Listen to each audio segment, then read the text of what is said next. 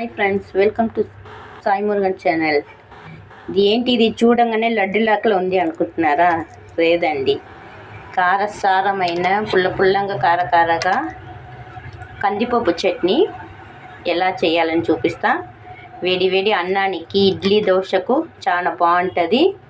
జ్వరం వచ్చినప్పుడు జావా తీసుకుంటాం కదా, జావా తుట్టి తీసుకొని కూడా చాలా బాగుంటుంది. ఈజీయే, ఎలా చేయాలని చూపిస్తా రండి. స్టవ్ ఆన్ చేసి కడాయి పెట్టుకుని ఒక 1/2 టీ స్పూన్ ఆయిల్ పోసి ఒక 5 ఎండుమిరపకాయలు వేసి వేయించి పక్కకు పెట్టేసుకుంటాము. ఇప్పుడు ఎండుమిరపకాయలు వేగినాయి.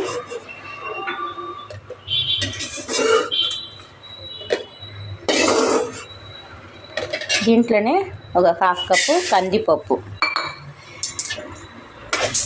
దీన్ని మాడిపోక కొంచెం గోల్డెన్ బ్రౌన్గా వేగేసుకుంటాము.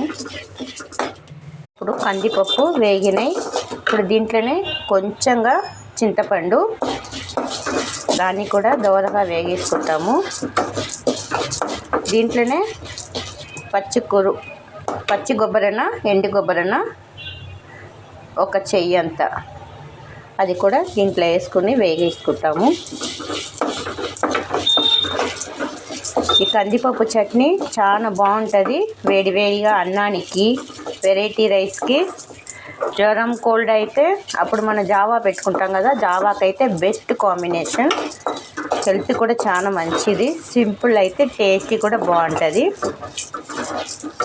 అంతేనండి, స్టవ్ బంద్ చేసి చల్లార్చినాక మనం మిక్సీకి వేసుకుంటాం. మిక్సీ పట్టేటప్పుడు కొంచెం సాల్ట్, ఒక 2 రబ్బలు ఎల్లిపాయలు పచ్చిగా వేయాలి.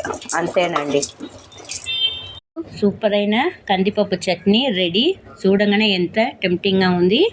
వేడి అన్నాల్లో కొంచెం వేసి కొంచెం నెయ్యి పోసుకొని చూడండి ఎంత బాగుంది. ఈ వర్షానికి, చల్లదనానికి సూపర్ ఉంటుంది. పైకా అంటే కొంచెం పచ్చి ఆనియన్ కట్ చేసి వేసుకోవచ్చు. సూపరు కందిపప్పు చట్నీ రెడీ. ట్రై చేసి చూడండి, ఎలా వచ్చిందో కామెంట్ బాక్స్లో కమెంట్ ఇవ్వండి. Thanks for watching.